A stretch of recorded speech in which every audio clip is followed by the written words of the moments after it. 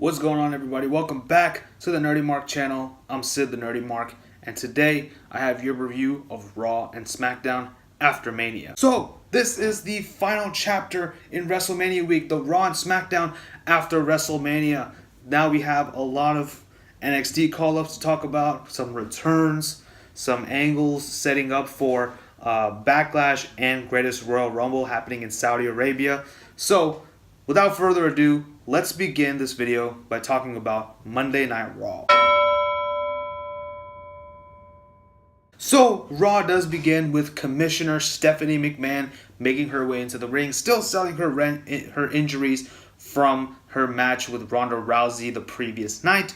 And she comes in and she says that she should be appreciated because she held her own in that match. And she did, but come on, she can't wrestle. She, of course, brings out Ronda Rousey and says, Ronda is my friend now, and, join me and together we'll rule the galaxy. Never mind, no. She says, join me and I'll take you to heights that you've never been to before. Basically trying to make her a cog in the machine. Ronda Rousey seems to accept. She shakes her hand, gives her a hug, but then gets her in the armbar once again, and then leaves. And as Stephanie McMahon is leaving as well, she's getting nursed by the EMTs and the officials. And JoJo has a really amazing line. She says, can we please show some respect for Stephanie McMahon? And the crowd in New Orleans, they just boo her out of the building and they say no. This was fantastic. Great opening to Raw. On a side note, just remember, this is a New Orleans crowd. This is a very wacky crowd. This is a crowd that usually cheers people that they normally boo and boo people that they normally cheer. Yes, because the entire roster in the whole of WWE consists of Roman Reigns. Up next, we have Nia Jax coming into the ring. She's about to give a huge thank you speech, a victory speech. And she gets a lot of "you deserve it" chants, and she's interrupted by Alexa Bliss and Mickie James. Well, Alexa Bliss says that Nia Jax is the actual bully, and she's the one who wants to steal the spotlight, and she's fat. Nia Jax tells Alexa Bliss to shut up. Alexa Bliss says, see, this is what I'm talking about. That's why you don't have a partner for the evening, because they're supposed to have a match. Nia says, I do have a partner, and it's Ember Moon from NXT. That's right, Ember Moon makes her main roster debut on the Raw after Mania. This was amazing. And then the match happens. And, in the beginning, it's Nia and Mickie. Mickie works the leg of Nia. Both of them get a hot tag. Mickie tags in Alexa. Nia tags in Ember Moon. And from here on out, it is just all Ember Moon, who basically gives Alexa Bliss a classic ass whooping. The match does end when Ember Moon hits her Eclipse off the top rope onto Alexa. 1, 2, 3. Nia and Ember win this match. This was fantastic. Welcome to Monday Night Raw, Ember Moon. We then get another NXT debut. It is the debut of No Way Jose, and he basically has a 5-second match with a jobber to kind of show off his skills. He comes out with his own mariachi band, shades of Adam Rose in there, so we'll see. Hopefully he's booked a little bit better than him. That's kind of what he reminds me of. He reminds me of Adam Rose and Disco Inferno. If they had a baby, that would be No Way Jose. But this was cool. Welcome to Monday Night Raw, No Way Jose. Up next, we have Kurt Angle backstage, who was met with Braun Strowman and Nicholas, the new Raw Tag Team Champions. Sadly, 24 hours after winning the tag titles, they have to relinquish the belts because of a scheduling conflict regarding Nicholas. He is still in the 4th grade. It's kind of hard to defend your tag team titles when you got homework, right? This prompts Kurt Angle to announce the Tag Team Eliminator, aka a tag team tournament. This will decide who will face Sheamus and Cesaro at the Greatest Royal Rumble pay-per-view. And speaking of Tag Team Eliminator, we have our first match. We have the Revival versus Gallows and Anderson, and a pretty short match, but a really good match. I mean, both teams do a great job in the ring, so I have no concerns about that. But the match does end when the Revival do double team on Carl Anderson, and they win, and they advance to the next round of the Tag Team Eliminator. Next up, Seth Rollins, the new Intercontinental Champion, comes out to celebrate. He is quickly interrupted by Finn Balor, who says that he wants to challenge him for the title, who, of course, he is interrupted by The Miz, who comes out and says that Maurice and Monroe Sky, and he also cried because he lost the Intercontinental title, and that it was all Seth's fault. And Seth says, it takes a man to admit that when he's cried, just like all these people cry every time they watch one of your matches. Burn it down, right? This prompts Finn Balor and Seth to stand off against The Miz and the Miztourage. So they're outnumbered, but who comes in to make the save but a returning Jeff Hardy? Yes, Jeff Hardy is back. He is here. He stands with the faces. This leads to a 6-man tag team match later on in the night. Next, we have a match between Mandy Rose of Absolution and Sasha Banks. Not a bad match, decent match, nothing to write home about, but Bayley is on Sasha Banks' corner, and the match does end when Mandy and Sasha are outside. Mandy is provoking Bayley, who goes to attack her, but accidentally decks her friend Sasha Banks. This right here should have automatically ended in a DQ, but it didn't. This distraction does help Mandy Rose take the victory over Sasha Banks. Right after this, though, we have Paige in the ring.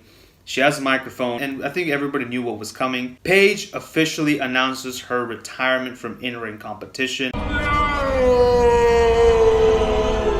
lot of thank you, Paige chants, and she says that SmackDown Live General Manager Daniel Bryan has given her hope. This will play into something later on. She will do her best to hopefully get back in the ring soon, but for now, she's going to go and find something that she can do outside of the ring. Good luck, Paige. Good luck with everything. You will be missed in the ring.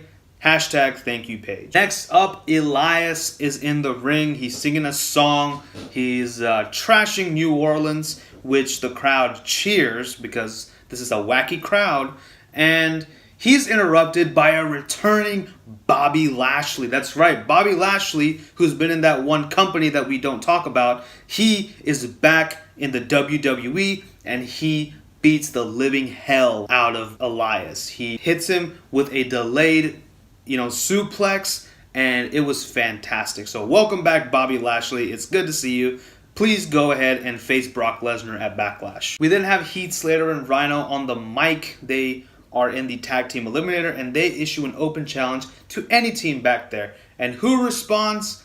The Authors of Pain from NXT. This was great to see them in the main roster. And long story short, Heath Slater and Rhino die. After the match, as Paul Ellering is walking up the ramp along with AOP kind of, stop him, put their hands on his chest and say, basically, this is like them kind of severing ties with their manager. So I'm interested to see what happens next with the Authors of Pain. But for now, AOP, welcome to Monday Night Raw. We now have Roman Reigns making his way into the ring, and he is on the mic, and he is very depressed that he lost at Wrestlemania to Brock Lesnar. He comes out and he tries to continue to extend this narrative that there's a conspiracy that Brock Lesnar and Vince McMahon are plotting against Roman. What exactly is that conspiracy? Well, that is that Brock Lesnar has signed another contract with WWE, and that Roman Reigns is getting a rematch at Greatest Royal Rumble in a steel cage. And he's whining because he had to hear that from the internet. Now, Roman's my boy, but I really couldn't get behind him in this segment because you're whining about what exactly? That you're getting a rematch and you're getting another chance at the Universal title? I mean, I'd be happy if I were you. I don't get why he's whining. But luckily, he's quickly interrupted by a returning Samoa Joe. So welcome back, Joe. And he basically echoes the exact same sentiments that we were thinking. And he basically cuts a babyface promo. And Roman Reigns starts, looking more like a heel this time around. I guess this is as close as to a Roman Reigns heel turn is that we're going to get. Samoa Joe does say that Brock Lesnar is going to beat you at the Greatest Royal Rumble, and after he's done with you, I'm waiting for you at Backlash. Earlier on, we had a segment with Kurt Angle and Kevin Owens and Sami Zayn, formerly of SmackDown, but now that they have lost to Shane and Daniel Bryan, they're no longer employed with SmackDown Live, so they come over to Raw and ask Kurt Angle for jobs. Kurt Angle sympathizes with them, kind of, and says, oh man, that's rough. But he says, wait a minute, weren't you guys fired for attacking your bosses? Sami Zayn justifies this by saying that there was a whole vendetta going on and that it's going to be different here now and we want to do things for the people. So, kind of hinting at a face turn for both of them down the line. Kurt Angle has a great line. He says, I don't have any spot in my tag team division. I heard TNA is hiring. That was the punch of the night, man. TNA is hiring. And this is going to be a meme from now on, I guess. They're like, no, we don't want tag team contracts. We want single contracts. Kevin Owens makes his case because he has a wife and kids. So, Kevin Owens, I think you need to start wearing this shirt from now on. Kurt Angle does make a match between Kevin and Sami. Whoever wins gets a Raw contract. That happens later on in the night. Now we have a match between Titus Worldwide versus the newly formed team of Woken Matt Hardy and Bray Wyatt. Bray Wyatt's has been cleansed of Sister Abigail, so now he is helping out Woken Matt Hardy. The match does end with, I think this is going to be like their new double team finisher, but Bray Wyatt gets Apollo Crews in the Sister Abigail position, but then pushes him towards Matt Hardy, who hits him with a twist of fate. 1, 2, 3. Matt Hardy and Bray Wyatt win the match to advance in the tag team eliminator round. This was a decent match. I enjoyed it, and I'm looking forward to see what they do with this new tag team of Bray and Matt. Kevin Owens and Sami Zayn now have a match, and this is, of course, a fantastic match, as all their matches have been. Hashtag Fight Forever. But this was really good. This was enjoyable. I really liked it. The match does end in a no contest when both men do not get up after Sami Zayn hits a top rope maneuver. I forget what it's called. And Sami Zayn and Kevin Owens are knocked out and do not answer to the count of 10. So therefore, both of them don't get a contract with Monday Night Raw. We now have our main event, The Miz and the Miztourage versus the team of Seth Rollins, Finn Balor, and Jeff Hardy. Before this, we did have a slight interaction between Jeff, Matt, and Bray. I think a hint of things to come in the future. Now we have the match. This was a really cool match. One spot I do want to talk about. Jeff, Seth, and Finn are all in the ring. We have Curtis Axel on one side of the ring and Bo Dallas on another side. Finn and Seth, they get on all fours. Jeff Hardy hits a double poetry in motion on both members of the Miztourage. I thought that was really cool. I love that. But the match does end with Seth Rollins hitting the curb stomp on Miz and winning for the babyfaces, who then go on and take turns hitting their finishers on the heels. Finn Balor hitting a coup de grace on Curtis Axel. Jeff Hardy hitting a swanton on Bo Dallas. Seth Rollins with a curb stomp. A lot of burn it down chants, by the way, in this episode whenever Seth Rollins was there. I haven't heard those in a while. This was cool. This was how the show ended. I enjoyed it. Let's move on to SmackDown. So SmackDown Live begins exactly how Monday Night Raw began. A McMahon opening up the show. We have Shane McMahon coming out and opening the show. He addresses his match at Wrestlemania with him and Daniel Bryan. He says that it was great working with him and whatnot, and that Daniel Bryan has returned to full-time in-ring competition, and that he's no longer the SmackDown Live general manager. However, he has found a replacement, and that replacement is Paige. I thought this was awesome. Paige coming in, having an in-ring role still, even though she's out of commission right now. She has a new role as the SmackDown Live general manager. I think this could be really good for Paige. Her first act as general manager, what does she do? She books another dream match. AJ Styles versus Daniel Bryan for the main event. Oh, before we continue, next week is a 2-day event. It's the Superstar Shakeup, aka the Draft. So remember that, because they're going to talk about that every 5 minutes. We then get our first match of the night. The Usos versus the New Day, fighting for a chance to face the Bludgeon Brothers at Greatest Royal Rumble for the SmackDown Tag Team titles. Now, I'm just wondering, don't the Usos already have a rematch clause? Why are they fighting for a chance to face the Bludgeon Brothers? I don't get it. But anyway, the match does end when the Usos do pin Big E, and the Bludgeon Brothers come out, and they both have a stare down. Harper has a mask, and that looks really cool. Bludgeon Brothers and Usos, they stare each other down, and that's how this match ends. We then had a backstage segment with Naomi and Natalya, and Natalya is tired of feeling the glow, so Naomi challenges her to a match later on in the night.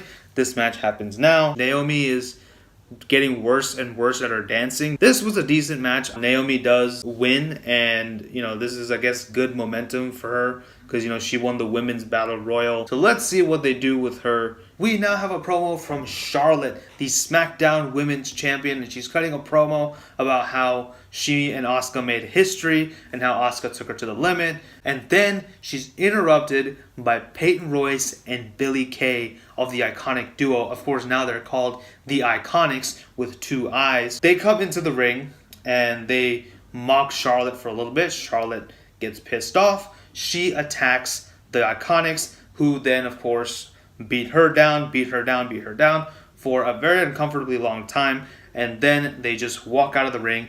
This prompts Carmella to come out. She cashes in her Money in the Bank contract, hits Charlotte with 1 kick. 1, 2, 3. Carmella is your new SmackDown Live Women's Champion. And she celebrates this for quite a long time, and my ears bled pus for about 5 minutes. Now, don't get me wrong, I'm actually glad that Carmella won, so congratulations to Carmella, but her voice is just annoying as hell. That's all I'm saying. Up next, we have a triple threat match between Randy Orton, Rusev, and Bobby Roode to determine who is going to face Jinder Mahal for the United States Championship at Backlash. Again, Randy Orton has a rematch clause. Why is he fighting in a match to determine whether he's going to go fight Jinder Mahal? But the match does end when Rusev has Bobby Roode in the Accolade, and Orton breaks it up. He RKO's Bobby Roode 1, 2, 3. Randy Orton wins. So what the hell was the point of this? We're getting Randy versus Jinder Part 56 anyway. So congratulations, WWE. And then we, of course, had a promo with Carmella. She mentions that she thanks herself because she did everything all by herself. She won the Money in the Bank contract by herself. No, you did not. You had the help of Ellsworth. She, of course, won the Raw Women's Champion all by herself. So she's very happy.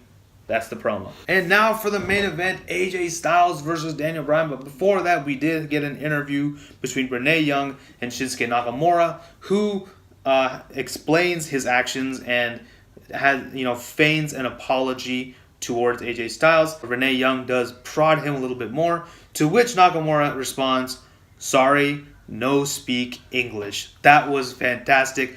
Great heel work by Shinsuke Nakamura. I love it. I can't wait to see more. The match does begin, AJ versus Daniel Bryan. And do I need to say anything? This is an amazing match. Fantastic work by both guys. A lot of submission moves, a lot of counters, a lot of high-flying stuff. It was fantastic. I loved every bit of it. But the match does end in a no contest with Daniel Bryan being attacked by Shinsuke Nakamura. So technically Daniel Bryan won by DQ. Shinsuke Nakamura low blows AJ Styles again and hits him with a Kinshasa. Low blows him one more time and goes towards the back, cementing Nakamura as a heel. And he actually gets booed, which is crazy. So this means that Nakamura is a very effective heel. So let's talk about some highlights of both shows. So let's start out with the Raw. I think everything with the opening segment with Ronda Rousey was really good. I enjoyed all the NXT debuts and their matches. Of course, the returns of Jeff Hardy, Samoa Joe, and Bobby Lashley were fantastic. Welcome back, guys. The main event match with Jeff Hardy, Seth Rollins, and Finn Balor versus the Miz and the Miztourage was really good. Kevin versus Sami was really good. So, yeah, and Matt Hardy and Bray Wyatt make a really good tag team. So that's fantastic. I'm excited to see where they go from there. As far as SmackDown's concerned, Paige as the new general manager, in Raw, Paige's retirement speech was very impactful. But Paige coming over to SmackDown as the new general manager was great. The main event match, everything about that was wonderful. Usos versus New Day, the match itself was really good, even though it didn't really make any sense why they're having this match, because like I said, Usos have a rematch clause. Nonetheless, these matches were all really good and these angles are really good. So I'm excited to see what they're going to do moving forward. So those are my thoughts on Raw and SmackDown. Let me know what you guys thought about them in the comment section below. If you like what you see, don't forget to like, share, and subscribe. Follow me on social media. Tell your friends about the Nerdy Mark. Till next time, this is Sid signing off. You guys take care. Bye-bye.